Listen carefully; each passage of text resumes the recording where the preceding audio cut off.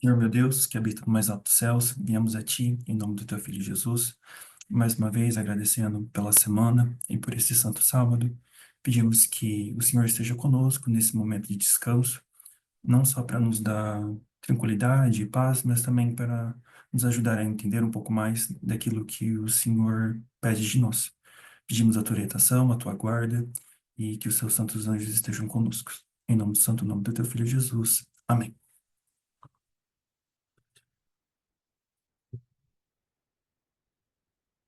Pessoal, tudo bem? Eu vim conversar com vocês hoje para a gente poder fazer uma, uma breve revisão a respeito do que a Terry passou na semana passada. Acredito que foi semana passada ou na última Campal. Perdão se eu tiver me equivocado. E ela trouxe para nós ahn, uma análise a respeito do que vem a ser o MAGA, né? Make America Great Again, e outras análises correspondentes ao nacionalismo, unilateralismo, o que vem a ser o patriotismo, o que vem a ser o nacionalismo. Então, eu tentei meio que fazer uma revisão e trazer para a gente poder analisar e entender exatamente o que ela quis passar e também fazer uma revisão e talvez analisar alguns conceitos de uma forma mais ampla, tá? Então, começando, eu trouxe um documento para compartilhar, mas eu acho que se eu deixar ele só aqui, talvez vai tirar um pouquinho da atenção de vocês. E aí eu consigo fazer os dois juntos. Então, deixa eu pegar aqui para vocês.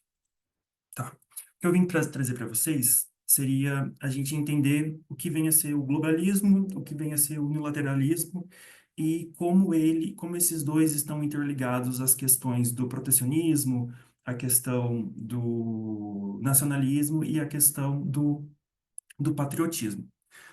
Então, a primeira definição que a gente precisa tentar entender juntos, como nesse estudo, é o que vem a ser o globalismo. Alguém de vocês sabe dizer para mim, antes de eu compartilhar a tela, o que vem a ser o globalismo?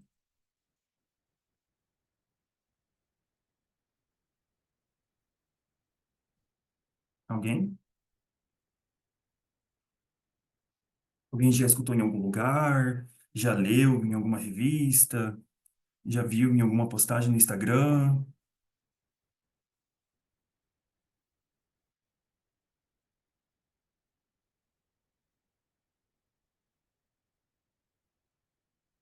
Ninguém?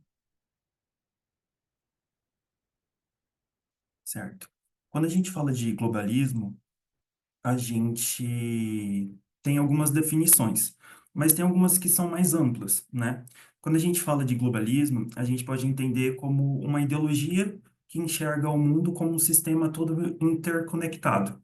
Então, é basicamente assim, a gente para de pensar, entende o mundo, ah, mais ou menos como se ele não tivesse fronteiras, ou seja, o Brasil não tivesse fronteira com a Argentina, nem com os outros países da América Latina, os Estados Unidos não tivesse fronteira com o México ou com o Canadá, ou, por exemplo, a Espanha não tivesse fronteira nem com Portugal, nem com a França. É basicamente entender o mundo não só singularmente, mas também com as pessoas que integram, os outros países que integram o mundo.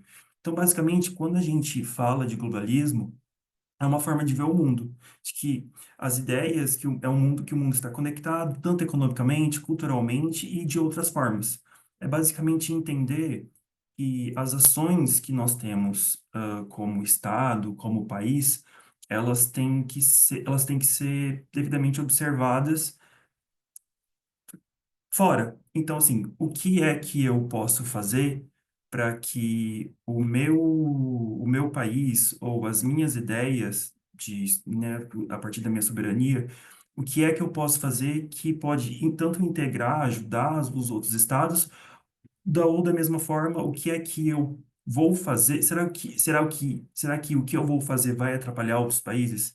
Então, é basicamente entender que o globalismo ele é simplesmente uma ideologia, é uma forma de se analisar o mundo, não só pensando na gente, não só pensando no interno, não só pensando naquilo que a gente quer para o Brasil ou que os Estados Unidos quer para eles. Não, é uma forma de trabalhar, fazer política e analisar os problemas do mundo de forma global, todos nós juntos, unidos e não singularmente. Ou seja, se o Brasil enfrenta um problema com desmatamento, não é um problema único do Brasil, é um problema geral. Porque a Amazônia de qualquer forma, é um ponto importante de análise para todo mundo. Assim como a fome em outros países, assim como a questão do gelo, que está se derretendo cada vez mais nos polos. Todas essas questões não devem ser analisadas apenas para os países que moram ali perto ou que estão coisas, mas sim uma análise geral, ou seja, todo mundo tem que estar envolvido, todo mundo tem que estar enganjado nessa mesma situação, porque o problema ele não é singular de um único país, ele é um problema voltado a todos, ou seja, se esse problema ele continuar recorrente, o que vai acontecer é que todo mundo vai acabar sofrendo. Quando a Terry ela explica a respeito disso, ela conta para nós que é basicamente que o globalismo ele identifica o problema, ou seja, é a forma de pensar, é olhar o mundo, entender ele como um todo e a gente simplesmente identificar o que é que tem ali, né, de problema que possa ser analisado como um todo. Então, as principais características dele é a interdependência econômica, que são as cadeias de produção, troca cultural e tecnológica, preocupações globais comuns, como mudanças climáticas e pandemias, ou seja, que é exatamente o que a gente acabou de falar. Aí eu trouxe uma pergunta para vocês. Será que o globalismo ele anula a nossa identidade nacional ou ele amplia a nossa responsabilidade coletiva? Alguém poderia conversar comigo sobre isso?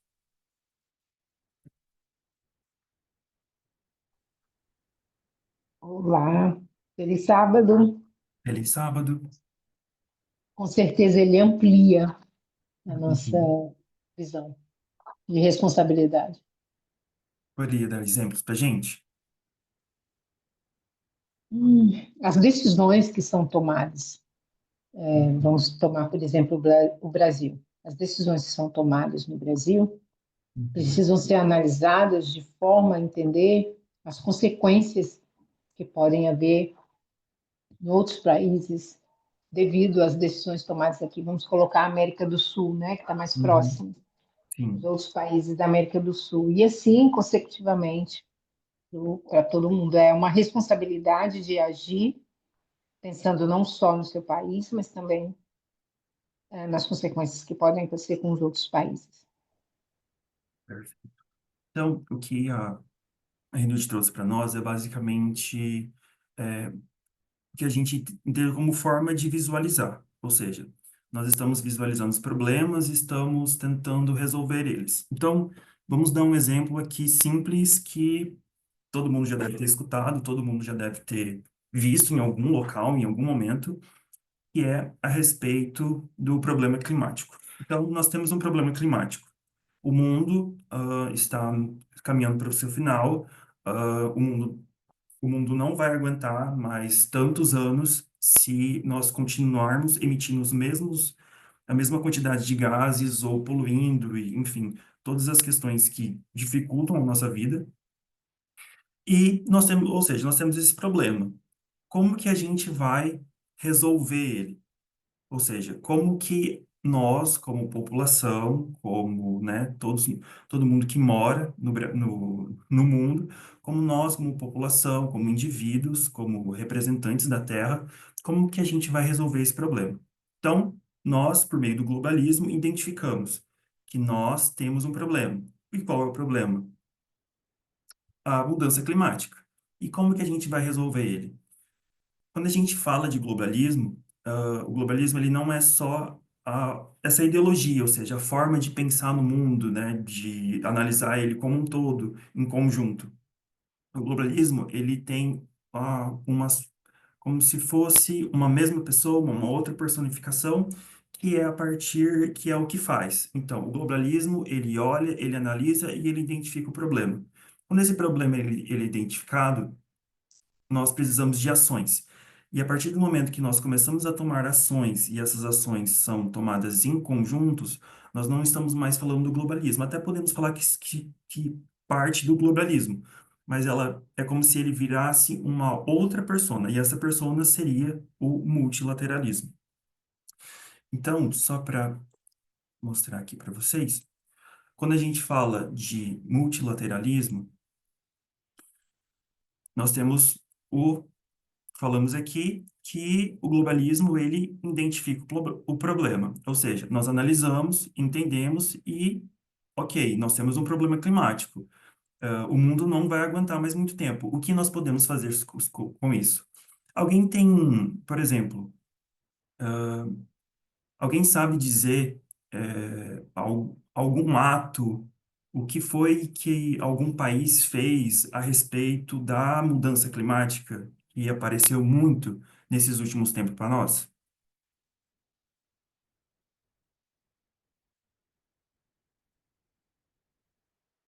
Alguém?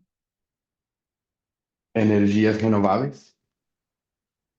Ok, energias renováveis. Mas, além de, como, por exemplo, assim, pensa comigo um ato que vários países tomaram juntos a respeito do clima. Alguém lembra alguma coisa a respeito? O É, seria Acordo de o. Paris. Alguém falou. Pode continuar, Pedro, desculpa. Não, pode falar. Pode ir. Alguém falou rapidinho. O Acordo de Paris. Isso. Então, quem foi que falou? Eu falei Renilde e Renildo colocou no chat. Isso, perfeito.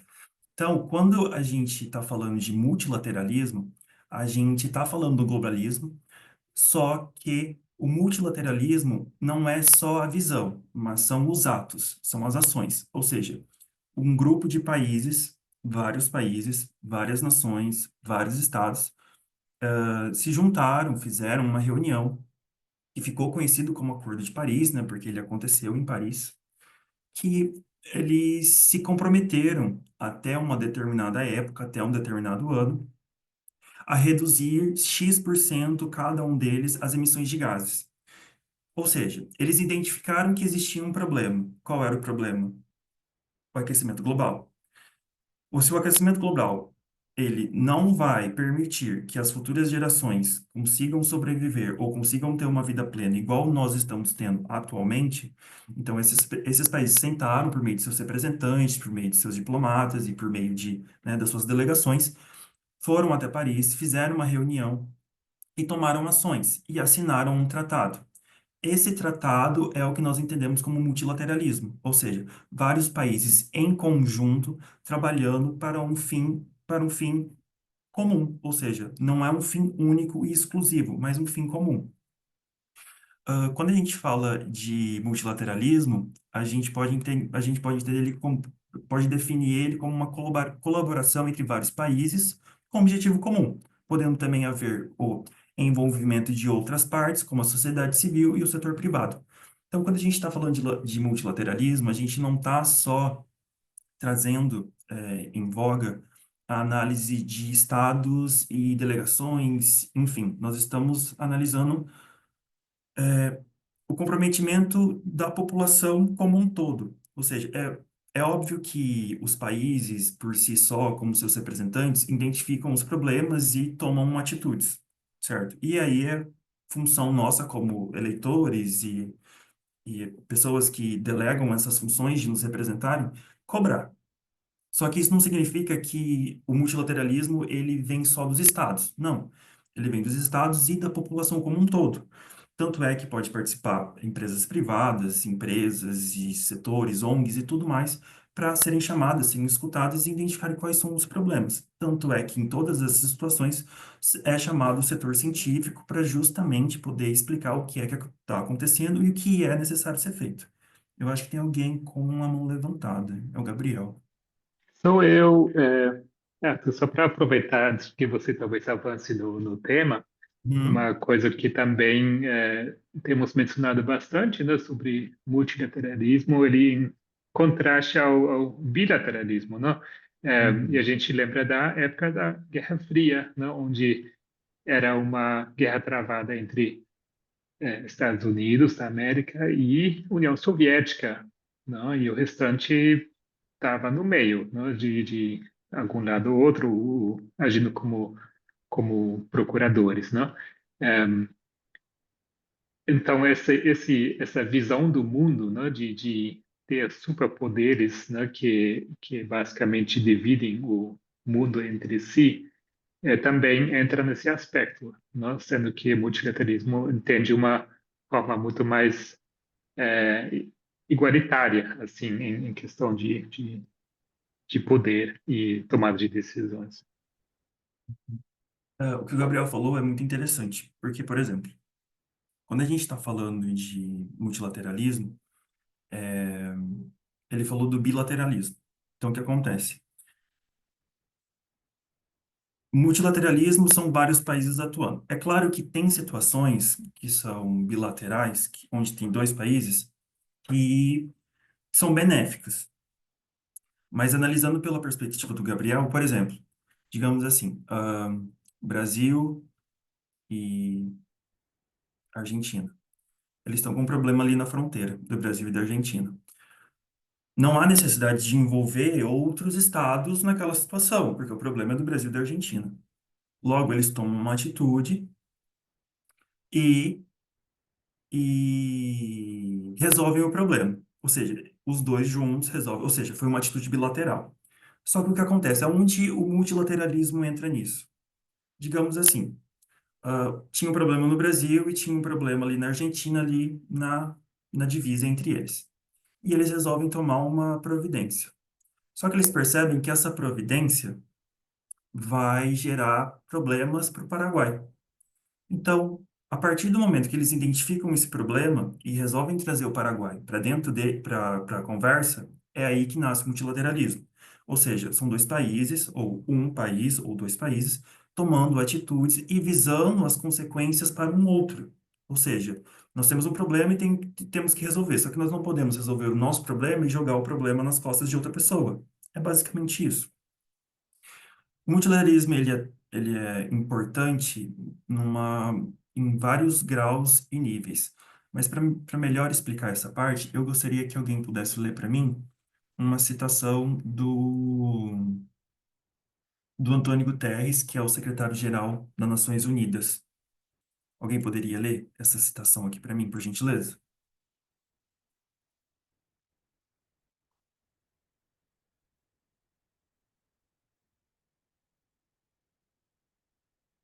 Posso ler? Por gentileza. Uhum. Precisamos de um multilateralismo em rede, fortalecendo a coordenação entre todas as organizações multilaterais globais, com organizações regionais capazes de fazer as suas contribuições vitais, e um multilateralismo inclusivo, baseado na profunda interação com a sociedade civil, empresas, autoridades locais e regionais e outras partes interessadas. Perfeito. Então, quando a gente está falando do multilateralismo, como eu expliquei, ele não está tratando ali só de situações entre estados.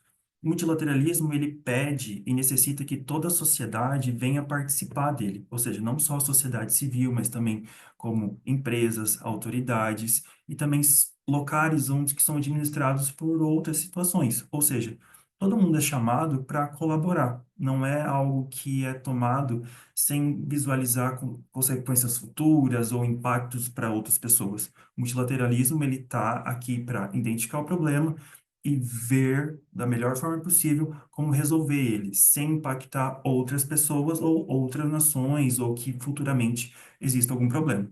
Então, a gente pode entender o multilateralismo como a cooperação conjunta entre três ou mais países em torno de um tema, acordo ou agenda.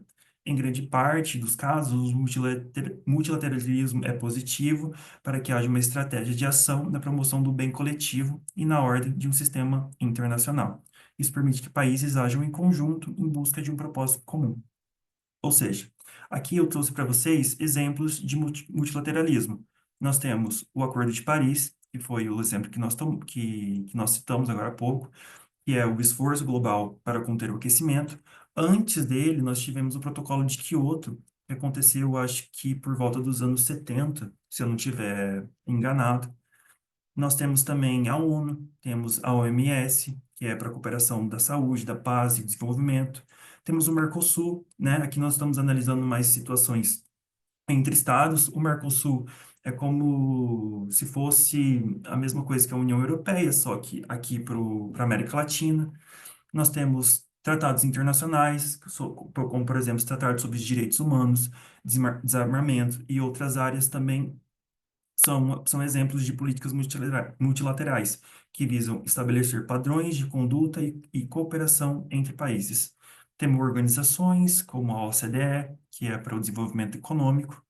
Além desses, existem dezenas de outros, né? Que são esses aqui que nós acabamos citando, e depois vocês podem olhar com calma. Ou seja, em resumo, o multilateralismo é o caminho institucional para resolver os desafios percebidos pelo globalismo. Ou seja, a partir disso, vocês conseguem entender que a importância de nós analisarmos todas as situações que existem no mundo de forma ampla. Por quê? Quando a gente vai tomar uma decisão, a gente não pode tomar ela a partir do nosso próprio pensar, ou seja, daquilo que é melhor para nós. Quando a gente toma uma decisão visando apenas o nosso bem, visando apenas aquilo que nós entendemos como importante, ou só aquilo que a nossa população quer, ou colocar o nosso país à frente do outro, ou seja, o nosso país em primeiro lugar e os outros são os outros, nós deixamos de analisar as situações a partir de uma perspectiva, né, global. Deixamos de analisar a situação, paramos de tentar resolver o problema a partir do multilateralismo e nós começamos a analisar a situação a partir daquilo que a gente entende como o unilateralismo. Eu acho que tinha uma pessoa com a mão levantada. Só rapidinho, Arthur, só eu lembrei aqui, Pode falar. assim, como é um jeito inteligente de resolver problemas, não? Imagina se Uhum. todo país tivesse que desenvolver suas próprias vacinas, né? Tivesse que fazer a sua própria pesquisa sobre o câncer, sobre o AIDS, o que seja, né? E se não houvesse compartilhamento, né, de recursos, né? Porque tem áreas que um país pode estar mais avançado que o outro, né? Então, todos os países se beneficiam, né? Na verdade. O que o Gabriel falou é muito interessante, porque quando a gente fala que o multilateralismo, o globalismo, ele deve ser analisado não só por meio das perspectivas de Estado, de governo, e questões políticas, no caso, né?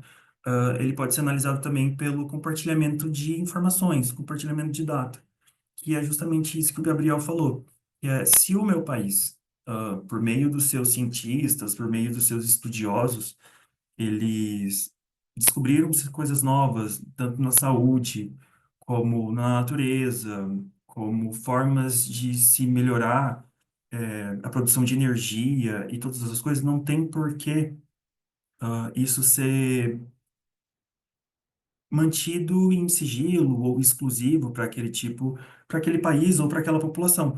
Porque a partir do momento que nós temos informações o suficientes para saber como melhor lidar, como melhor viver, a gente consegue ampliar a qualidade de vida do mundo inteiro. Tem uma pessoa com a mão levantada, pode falar. Com relação a isso, a gente tem um exemplo bem próximo, bem real para a gente, que foi na pandemia, né? A Uhum. respeito das vacinas. E até mesmo os protocolos, né?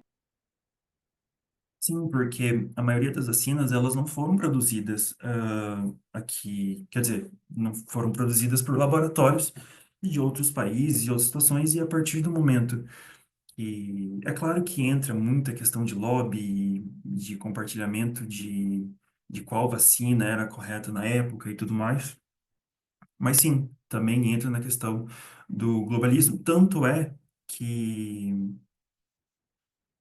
quando essas foi um foco que, eu não sei se vocês chegaram a acompanhar a CPI da Covid, que foi justamente um dos tópicos sobre se as empresas haviam comunicado o Brasil a respeito da possibilidade de entregar vacina para a população, e em que momento foi feito isso.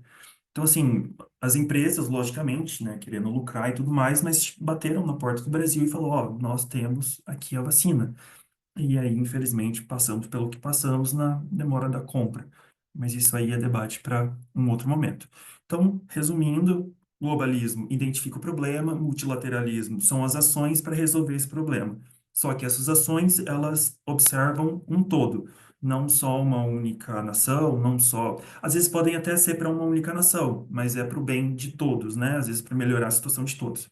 Então, a partir do momento que a gente para de analisar o mundo de uma forma global e para de tomar ações em conjunto, né, visando o bem comum e pedindo ajuda e solicitando e entregando ajuda, a gente passa a entender o mundo a partir do que é o unilateralismo. Alguém assim, só de falar unilateralismo, alguém sabe dizer o que que é? É basicamente o inverso, mas gostaria de escutar de vocês, o que é que vocês pensam como unilateralismo.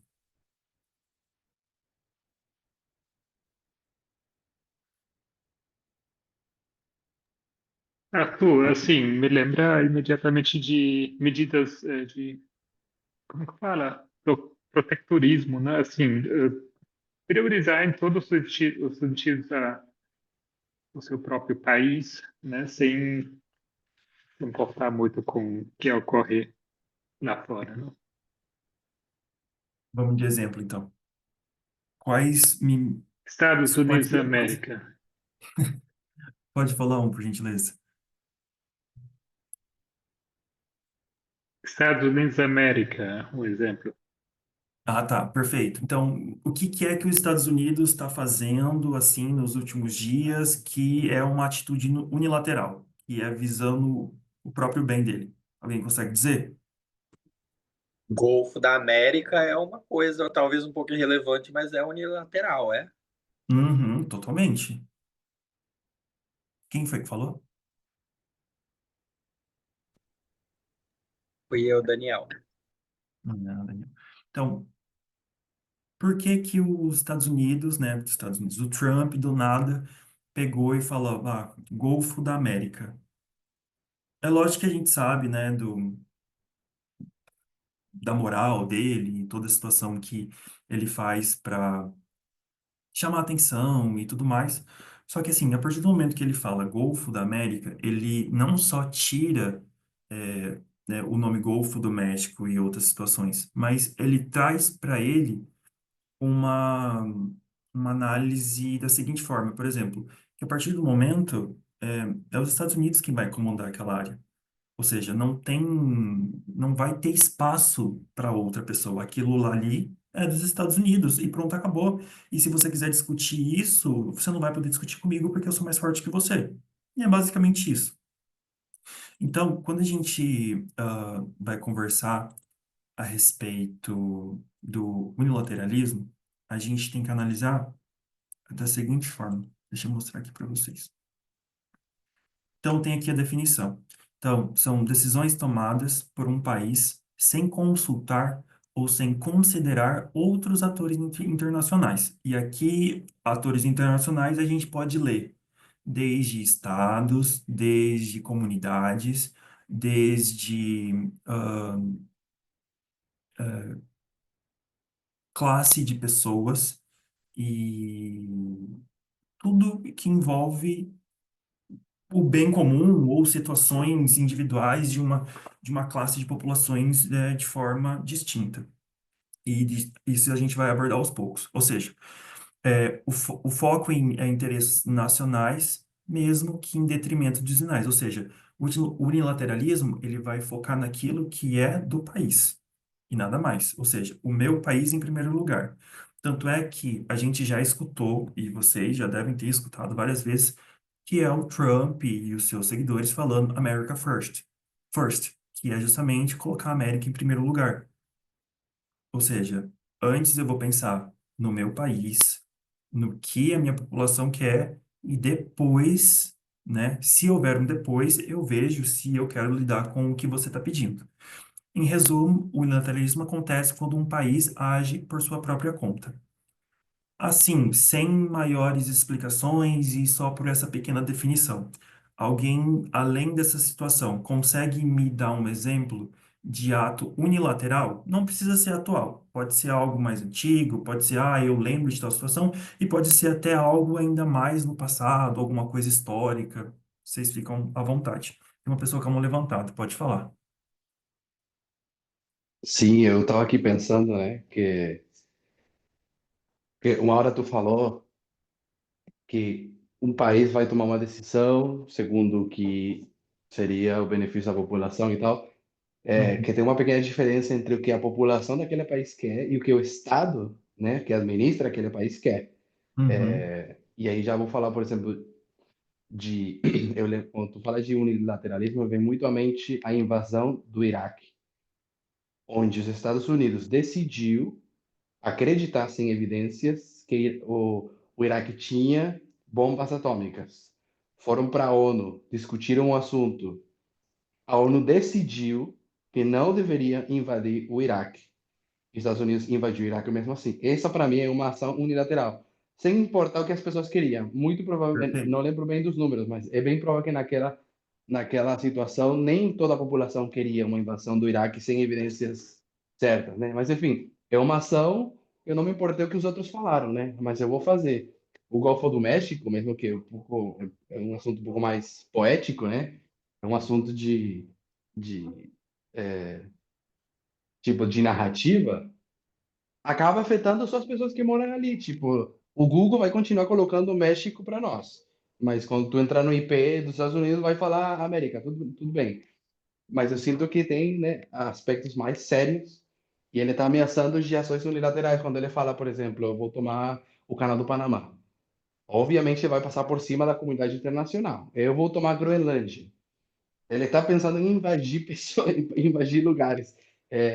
Enfim, eu não consigo desconectar ações unilaterais a assuntos não bélicos, né?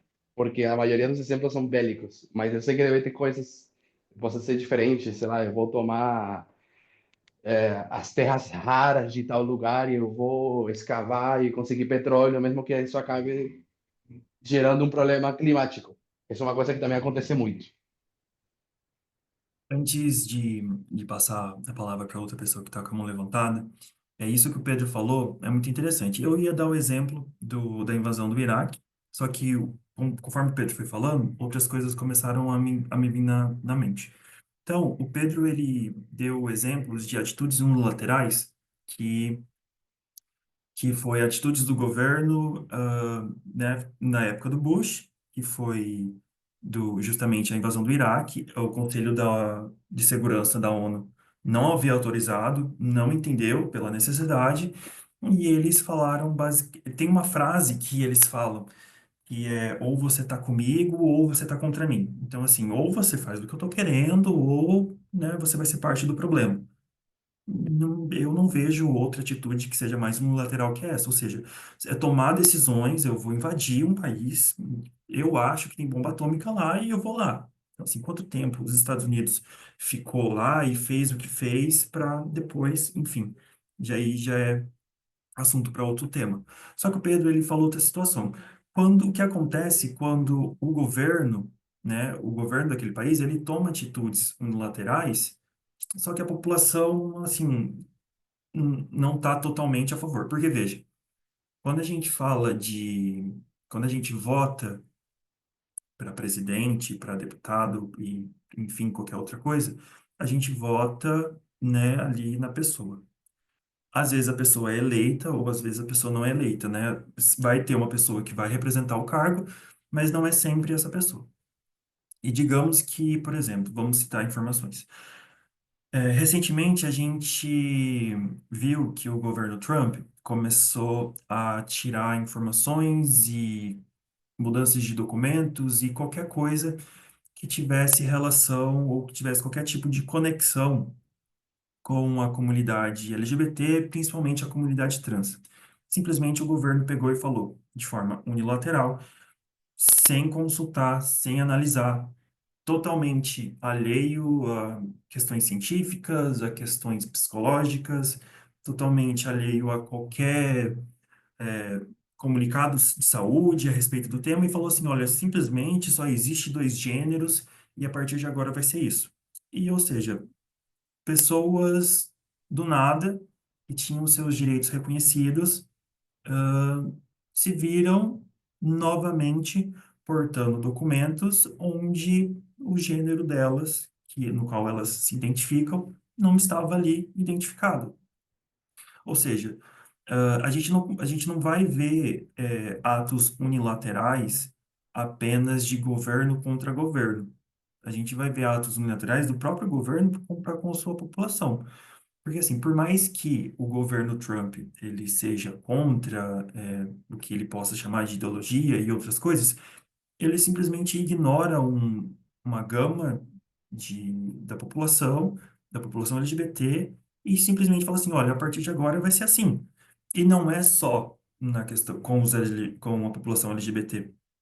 A gente vê isso com os imigrantes, com a população negra e qualquer outro tipo. A gente está vendo agora, por exemplo, atos unilaterais dos Estados Unidos com o setor ali da educação, que basicamente o governo está retirando todos os fundos da educação e o que está deixando é simplesmente para incentivar o estudo religioso deles nas escolas. Ou seja, atos unilaterais não é só impor tarifa contra a China, contra o Brasil e tentar entrar em conflito por causa de tarifas e importações. Não. Atos unilaterais a gente também consegue ver dentro de um próprio país, dentro do país contra a sua própria população. É basicamente isso. Muito obrigado, Pedro, por a gente ter lembrado isso. Tinha outra pessoa com a mão levantada. Acho que era o Gabriel, né? Sim, mas depois que você falou, acho que não vou acrescentar o que eu queria dizer, porque justamente ia citar tarifas, né, que foi muito unilateral, mas eu acho que os exemplos que você deu são mais cabíveis, assim. Então, só para a gente poder passar para o próximo tópico, e também para a gente não acabar perdendo muito tempo no mesmo tema, então a gente tem aqui, unilateralismo é a prática de um Estado tomar decisões e agir em questões política externa sem a consulta ou cooperação dos Estados, mas não é só política externa, é interna também. Essa abordagem contrasta com o multilateralismo, que envolve a colaboração entre várias nações para alcançar objetivos comuns. O unilateralismo é frequentemente adotado em situações onde um Estado acredita que suas ações são do seu próprio interesse nacional, independente do consenso internacional ou de opiniões de outros Estados. Eu não sei se vocês chegaram a ver, eu acho que chegou a comentar em algum estudo de revisão a respeito de estudantes aqui do Brasil que tiveram seus estudos científicos e monografias e outras situações que foram, qual é o nome da palavra, meu Deus? Censuradas. Foram censuradas por empresas patrocinadoras de estudo aqui no Brasil. Então, a partir do momento que o estudante, ele, né, subiu a monografia nos, nas, meu Deus, esqueci o nome de novo. Nas páginas de estudo, tem um nome específico para isso, mas agora me fugiu. Subiu, né, os estudos e tudo, e ele foi ser analisado para continuar e tudo mais, e tinha relação com, né, faculdades dos Estados Unidos que tem, né, orientação e tudo mais. Essas monografias, elas foram barradas, foram censuradas porque continham palavras como equidade, justiça social, distribuição de renda, gênero. Então, a gente vê atos unilaterais não só na política e em confusão e briga, né? No Trump, surtando com as pessoas por aí no Twitter, mas também na comunidade científica. Ou seja, pessoas estão produzindo conhecimento, estão estudando, e a partir do momento que elas entregam o conhecimento delas, o governo está falando assim, olha, para mim, eu não não me serve porque você está utilizando palavras que não é agradável para nós, não é agradável pelo nosso modo de pensar. Ou seja, é mais uma atitude unilateral. Depois disso, eu acho que eu ainda estou compartilhando. Não.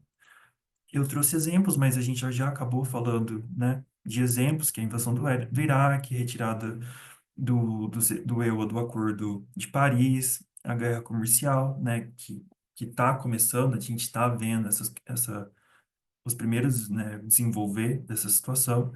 Temos também sanções econômicas. A gente poderia citar por outros países, como, por exemplo, a Rússia e a invasão.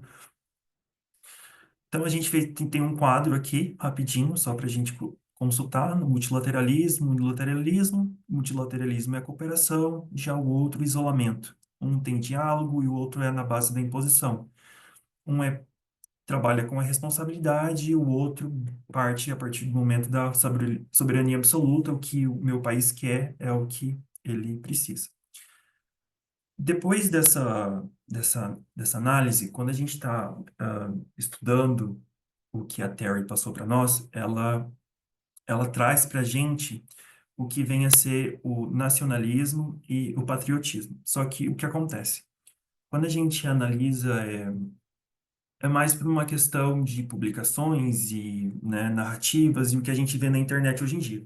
Porque quando a gente fala, ah, a pessoa é patriota, automaticamente já vem na nossa cabeça, né, o tiozinho, a tiazinha com a bandeira, com a camiseta azul, amarelo e verde do Brasil, né, surtando na internet e fala, ah, eu sou patriota porque isso e aquilo. Mas a palavra patriota, ela, por causa disso, acabou sofrendo a gente acabou ficando com ódio dela. Mas ela tem um sentido diversificado daquilo que realmente significa ser patriota. Então, pessoas nacionalistas se autoproclamam patriotas, mas na verdade isso não tem nada a ver com patriota, isso tem a ver com ser nacionalista. Então, nacionalista é uma coisa e patriota é outra. E é justamente sobre isso que a gente vai tentar falar rapidinho, para a gente não perder muito tempo.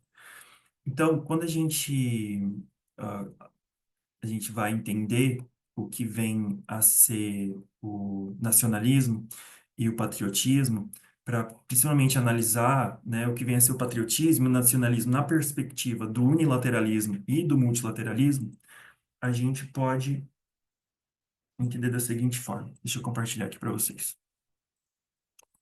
Então, a gente tem aqui o nacionalismo e temos o patriotismo. O nacionalismo é o orgulho incondicional, mesmo diante dos seus erros, frequentemente excludente e beligerante. Já o patriotismo é o amor crítico e construtivo pelo país.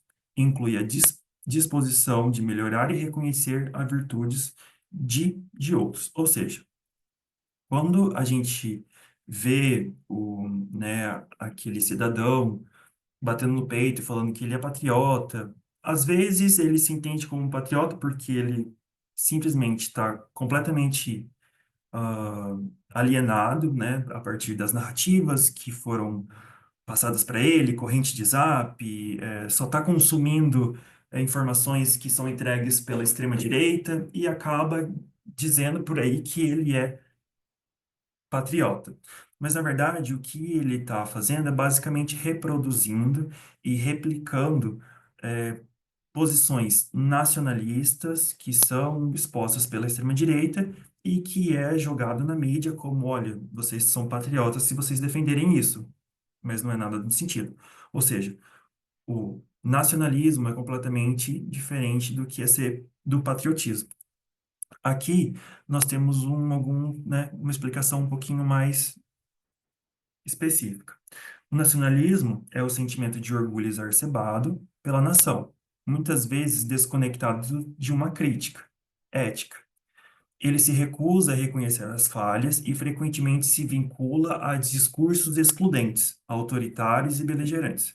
O nacionalismo costuma caminhar lado a lado com o unilateralismo. Ambos priorizam o interesse interno a qualquer custo, rejeitando diálogo internacional, cooperação e abertura de críticas externas.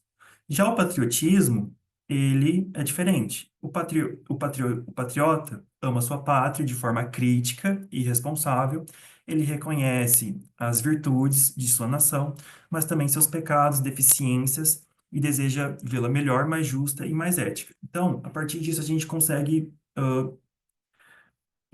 já que a gente entendeu o unilateralismo e o multilateralismo, a gente consegue, como é que eu vou explicar para vocês? A gente consegue meio que criar raízes ou tentáculos, ou até mesmo explicar essa situação, de entender as pessoas que reproduzem isso. Ou seja, pessoas que apoiam o unilateralismo normalmente vão estar vinculadas ao nacionalismo, que é justamente as falas e reproduzir aquilo que aquele governo do qual ele apoia está fazendo. Já o patriota, que é justamente o conceito básico de ser patriota, é, ok, eu amo meu país, eu amo o Brasil, mas ele tem problemas. O Brasil, por mais que seja um país com uma cultura muito rica, com uma comunidade diversificada, com várias culturas, de vários lugares bonitos, temos uma população que é extremamente, né, orgulhosa, que gosta do país, mas nós temos problemas. Nós temos problemas de distribuição de renda, nós temos problemas de educação, nós temos problemas com a segurança, nós temos problemas com o nosso meio ambiente, nós temos problemas de falta de distribuição, de assistência básica, de saúde. Por mais que a gente tenha orgulho de quem a gente é, né, orgulho de ser brasileiro, a gente não pode fechar os olhos para os nossos problemas, ou, muito menos, fazer com que o Brasil, mesmo tendo muitos problemas, tente ou se coloque acima de um outro país. É claro que a gente sabe que o Brasil ele não tem uma força militar tão forte como outros países. Nós temos, assim, nossas especificidades militares, que, né, enfim, outros países vêm até aprender com a gente, mas nós não temos uma força militar capaz né, subjugar outros países. Mas, se houvesse essa possibilidade, a gente não poderia, no caso, fazer esse tipo de situação. Quando a gente está analisando o estudo da Terry, ela deu um exemplo a respeito de uma pessoa que era patriota. Recentemente, a gente se deparou com a morte do Alexei Navalny. Alguém lembra quem que era o Navalny? Rapidinho.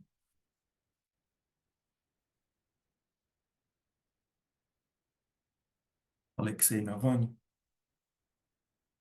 Alguém? Opositor do Putin? Opositor do Putin. Tá. E alguém sabe explicar um pouquinho mais sobre ele, o que aconteceu com ele ou não? Ele chegou a se candidatar como para presidente, né? E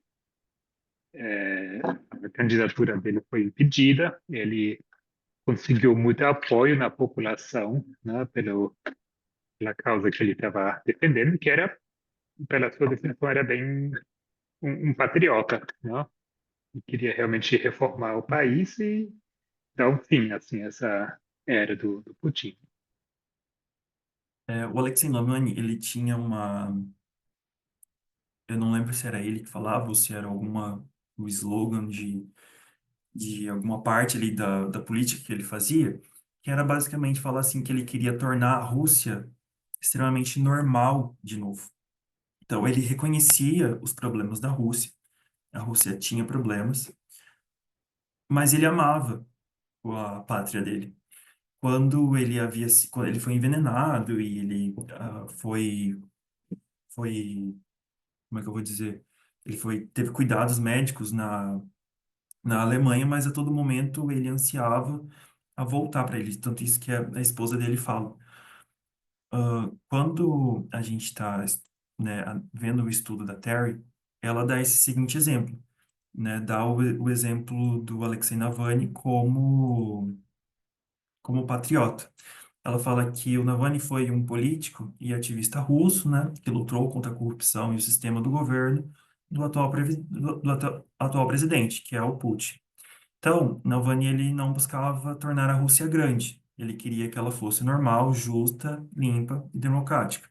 Amava seu país profundamente e por isso se recusava a ignorar os seus erros, ou seja, ele, por mais que amasse o país, ele não queria que a Rússia tivesse fechando os olhos para aquilo que ela tinha de problema, nem muito menos crescendo para cima de outros países, mesmo pagando com a sua liberdade e a vida por causa disso. Tanto é que ele morreu justamente por causa disso. Ela dá o exemplo, né, e fala que nós notamos a morte do Rei do Sul em 2024 com a morte do Alexei, né, uma das perspectivas. No caso, seria a última oportunidade da Rússia melhorar, mas o Rei do Sul está morto, perdeu a oportunidade de ser bom. Depois disso, nós temos duas citações que ela mesma, que a Terry mesmo trouxe, e eu queria que alguém pudesse ler. Alguém poderia ler essas duas para nós?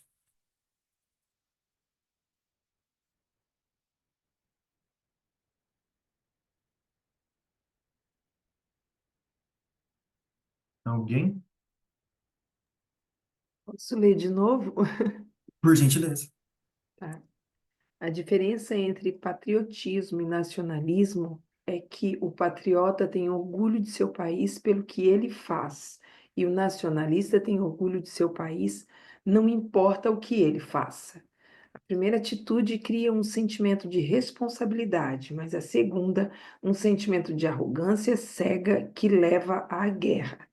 O patriotismo orgulha-se das virtudes de um país e anseia por corrigir suas deficiências. Também reconhece o patriotismo legítimo de outros países, com suas próprias virtudes específicas. O orgulho do nacionalismo, no entanto, alardeia as virtudes de seu país e nega suas deficiências, enquanto despreza as virtudes de outros países. Ele quer ser e se proclama o maior, mas grandeza não é exigida de um país, apenas bondade. Então, a partir disso do que a gente leu, a gente trouxe, né, exemplos, que é o nazismo na Alemanha, o fascismo na Itália, regimes militares autoritários, né? Houve isso no Brasil, houve isso na Argentina, houve isso em qualquer outro lugar, e a gente está vendo isso acontecer de novo. Então, a gente vê atualmente os Estados Unidos sobre o governo Trump, né, com o MAGA, que é o Make America Great Again, como slogan nacionalista e unilateral. Temos Putin e a sua política de expansionismo, repressão de opositores. Só para falar bem rapidinho, para a gente passar para o próximo tópico, seria o que vem a ser o protecionismo econômico. Protecionismo econômico nada mais é do que o unilateralismo sendo observado a partir da economia. Então, eu vou colocar taxas, eu vou colocar imposições contra outros governos, priorizando a minha economia. E eu não me importo com a sua. O que vale é o meu país ganhando dinheiro e o seu, não estou nem aí. É basicamente isso. O protecionismo nada mais é do que analisar, né, o unilateralismo a partir de uma perspectiva econômica. Ou seja, todas essas taxas, essa guerra econômica que o Brasil o Brasil, perdão, que os Estados Unidos está fazendo contra a China e outros países, até mesmo com países que estão realizando comércio com a China, estão recebendo sanções, é basicamente isso, tá? É basicamente os Estados Unidos utilizando o protecionismo para proteger a sua economia e outras situações. Para eu tá quase na hora, não sei se eu posso continuar, Gabriel. Se deixa para o próximo.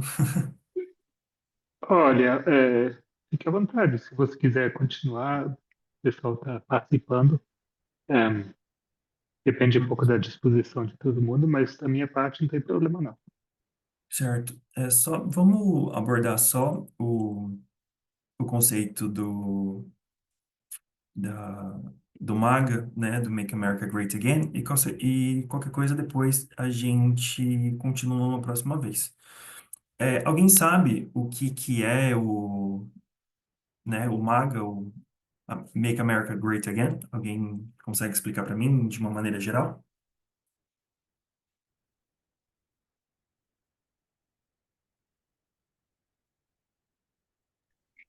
Arthur, eu vou aproveitar aqui. Assim, ficou novamente conhecido, não, pelo Trump, que usou isso como lema dele, né, para a campanha eleitoral dele, já na primeira eleição. É interessante que não foi ele que inventou esse slogan. Eu teria que ver, acho que é do Reagan que inventou, ele usou esse termo, e outros também que o Trump usa, mas tá, a nossa geração a gente associa isso a, a toda a filosofia, né? É basicamente essa é a estratégia do Trump, né? Tudo que ele faz, se alguém não entender o que está fazendo, a dúvida é para isso, para tornar a América grande novamente, que seja isso, né? Assim, é Eu, uma frase, né, meu, vazia. sim, quando a gente vai analisar o MAGA, é, o Make America Great Again, a gente não pode analisar. É um slogan, é o que o Gabriel falou, é justo isso. Mas quando a gente está vendo o estudo da Terry, ela traz uma análise a respeito do que vem a ser o MAGA e o que vem a ser o Trumpismo. Então, ela tenta fazer uma relação entre a união da igreja e do Estado a partir do MAGA e a partir do Trumpismo. Então, vou deixar como tarefa de casa para vocês pesquisarem o que vem a ser o MAGA e o que vem a ser o Trumpismo. Só que vocês vão analisar de duas formas diferentes. O MAGA, vocês precisam analisar ela como uma perspectiva e uma ideologia. Ou seja, o MAGA, ele, por mais que seja, né, um slogan de campanha, vocês têm que entender que ele foi absorvido pela população, mas não só pela população. Ele foi absorvido pelo setor protestante dos Estados Unidos, ou seja, que é a máxima votante, né, a maioria moral, a máxima votante do Trump lá nos Estados Unidos. Então, quando a gente vai analisar o Make America Great Again, a gente não pode só analisar ele como um slogan. Então, é importante, é a situação, só que a gente tem que analisar ele a partir de um entendimento, de uma forma de pensar, de uma ideologia. Então, quando a gente começa a perceber que os setores da, da igreja, o protestantismo, que a gente entende como protestantismo apóstata, começa a absorver o MAGA como a sua ideologia, a sua forma de pensar, a gente percebe o MAGA se tornando aquilo que a gente entende como a igreja, ou seja, o MAGA, ou seja, aquela forma de pensar, a ideologia que já existia dentro das igrejas dos Estados Unidos, que foi, né, destrancada, que foi liberta pelo próprio, né, pelo Trump e pela sua forma de pensar, ela pode ser entendida como essa forma de pensar, ou seja, a igreja como o MAGA. O MAGA, ele se junta ao que a gente entende como trumpismo. Quando a gente vai analisar o trumpismo, a gente percebe que o Partido Republicano, ele tinha uma concepção e uma organização, que era, né, o grande partido dos Estados Unidos, né, o antigo grande partido dos Estados Unidos. E quem que frequentava o antigo grande partido dos Estados Unidos? Eram, né, a oligarquia branca, né, os grandes empresários, né, os homens velhos que vinham de famílias e famílias de, de políticos e pessoas que comandavam os Estados Unidos desde o começo dos Estados Unidos, né? São aquelas famílias que sempre estiveram no poder. Para, de repente, o Partido Republicano ele começar a ter uma nova formação. Então, a partir do momento que o protestantismo apóstolo consegue identificar que o Partido Republicano é a forma que eles têm de chegar ao poder e fazer com que o que eles querem aconteça, o Partido Republicano ele começa a ter uma nova roupagem. Por quê? A gente começa a ver que a velha oligarquia, né, os homens velhos e brancos, começam a ser deixados de lado e novas pessoas começam a entrar, Quem são essas novas pessoas? São as pessoas que os protestantes, né, que as grandes igrejas começaram a identificar e falar: essa pessoa vai conseguir defender o que eu quero. Essa outra pessoa vai defender o que eu quero. Essa pessoa vai defender que a imigração acabe. Essa outra pessoa vai defender que o aborto seja ilegal. Essa outra pessoa vai defender que não haja casamento homoafetivo. Então a gente começa a perceber que a Terry ela tenta trazer uma ressignificação a respeito de igreja e Estado com o MAGA e o trumpismo, ou seja, o MAGA na visão do protestante e o trumpismo dentro do Partido Republicano, ou seja, a concepção e os ideais. Então é basicamente isso que eu queria pedir para vocês, que é estudar o que vem a ser o MAGA, desde a sua questão, tanto do slogan do Trump, e como, né, os protestantes acabaram absorvendo essa situação e tentar pegar uma questão histórica ali, vou dar um spoiler para vocês. E o Trumpismo, e de como o Trumpismo, podem pesquisar Trumpismo à vontade que vai aparecer para vocês.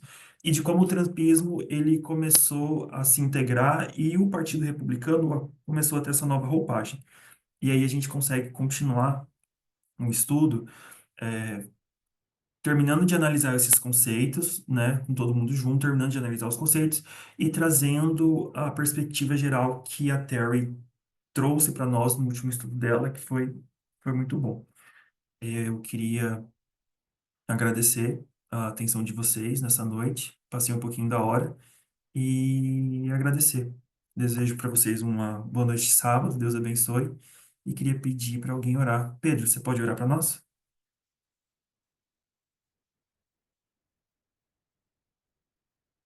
Pedro tá aí? Posso sim. Oremos. Deus, muito obrigado novamente pela oportunidade linda e refrescante de nos conectarmos com pessoas que nos acompanham nessa trilha de crescimento constante, de procura de reforma, de mudança, nossos pensamentos de abertura a considerar pontos de vista que não conhecíamos.